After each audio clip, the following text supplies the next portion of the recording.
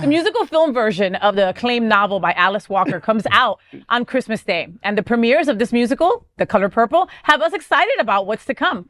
One aspect of the story that fans have been hoping will prominently be featured in the new movie is the lesbian love story between Celie, by Celie, played by Fantasia Barrino, and blues singer Shug Avery, that's played by Tariji P. Henson, which was present in the book but was relegated to subtext in the 1985 film. Yes. At a purple carpet premiere, the pictures were amazing, okay, and everybody looked undeniably gorgeous. Gosh, yes. Question number 4, I'd swallow that. The Christmas premiere of The Color Purple makes me love the purple carpet pictures, and I cannot wait to go watch them. May I do double shots, please? Do it.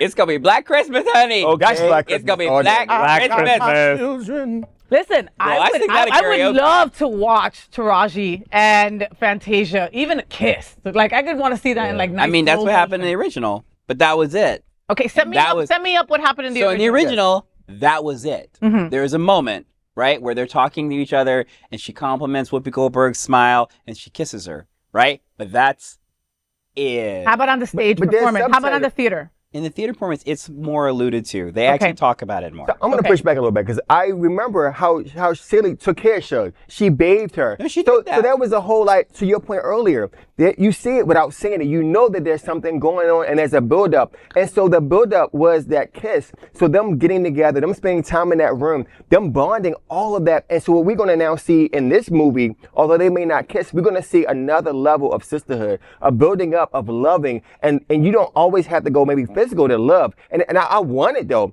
but I'm not sure if the world is ready for Fantasia and Tariji. Well, I think even if they're ready. I think the problem that I have with this, right, is that, and this was actually part of the problem with the original Color Purple, was the Color Purple wasn't enough for two different groups, right? It wasn't enough for people that were excited about the book because the book is very explicit. And very detailed, because Alice Walker is a lesbian, and she's like, a lot of her books have lesbian tones to them.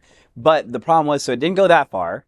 But also, it was done by Spielberg, and in like 1983, they were like, "What is a Jewish dude doing making a black epic like this?" Yeah. But all of that, kind of like we talked about before, all of that clouded the vision of what this movie actually was. Right. And so it wasn't until years later that, like, it's a staple in every black household, right? Like, everyone has a copy of The Color Purple, that it started to become something bigger.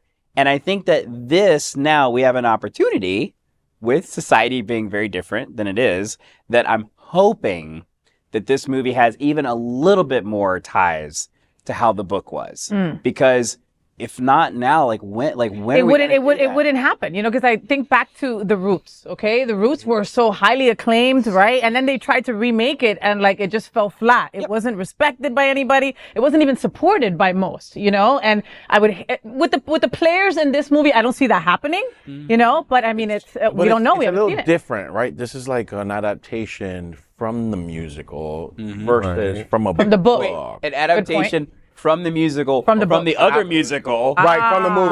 Right. So there's several. Yeah, and like, sure, there are heavy hitters, but everyone just remembers the music. Yeah. And one of the best performances in Broadway history, like in the actual Tony Awards, was actually... First thing, and I'm here. I'm here. But best thing I've ever seen in my... That was the best performance since Jennifer Holliday did her "And I Am Tony." Oh my gosh! Wow, so that's Tony has because you know at Tony Awards it's normally group numbers. They don't do a lot of solo numbers, and so Fantasia, her and one mic. Fantasia literally came out one mic and blasted that theater. That audience looked like they didn't even know what just happened. But that's all people remember is the music. So they run. You know, when I was living in New York, and it was. Oh my God! This girl from American Idol. Is it Fantasia from American Idol? Yeah, she is, but Kelly Clarkson. Jennifer Hudson. Sounds like two words. Yeah. Sorry. Jennifer Hudson was amazing. Jennifer, right. So then people flocked for the name. Dreamgirls. Well, once they got it from Dreamgirls, who got an Oscar for Dreamgirls. Yeah. So they flocked, and even my parents went to see it, which was a shocker for me. And my mom was in tears. She loved it so much. And it was because of the impact of the music. And the storyline was always like secondary. Yeah. But once you're there and you feel that, then that's where kind of like the award comes in, where you're like, I came for the music.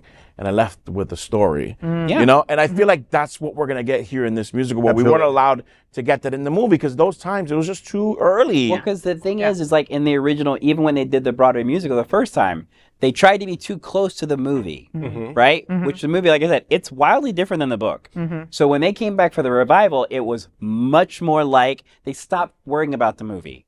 And I think that's why I'm both excited but also nervous. Yeah. Because I can think about every family member of mine who has that movie memorized in their brain, right? And it's like, I don't know how they're going to receive it. Got it. Because it is different. Like, it's not the same. And they give Danielle, Sophia, a lot of power. So I agree with you. I think that they're going to give, people are going to relate to so many different, Oscar winner. So many different pieces of it. The sisterhood, the power, I am here. Danielle being a strong woman in her situation as Sophia. So Sophia went through all that gamut, but Danielle gives it a different sight where she goes in and confronts Mr. head on versus very different in the movie, very different. And so it's about that power of, I don't need you. I can still be strong in my womanhood, period, and point blank. And so we all can relate to that. Or not even being beautiful as a gay person or as a queer person, not realizing your beauty. There's going to be so much that we all can realize that how we have ingrained in us, these people are just bringing it to life and we can now relate to it. Well, I can't wait to go see it. I think everybody at this table will have comments